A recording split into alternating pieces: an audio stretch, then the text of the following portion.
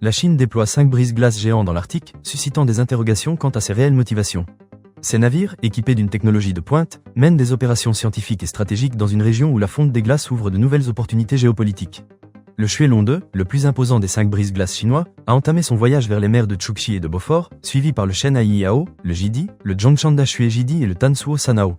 Ce dernier, équipé pour naviguer toute l'année dans les glaces épaisses, a déjà suscité des tensions en stationnant dans la zone économique exclusive des Philippines. Face à cette offensive chinoise, les États-Unis ne disposent que du USCGC Illy, un brise-glace vieillissant, et du Storis en cours de mise en service. En comparaison, la Chine affiche une présence remarquée et bien équipée dans la région, laissant entrevoir des ambitions plus larges que la simple exploration scientifique. L'Arctique devient ainsi un enjeu géopolitique majeur, avec la découverte de ressources naturelles potentiellement lucratives, des routes maritimes stratégiques et des zones de souveraineté contestées.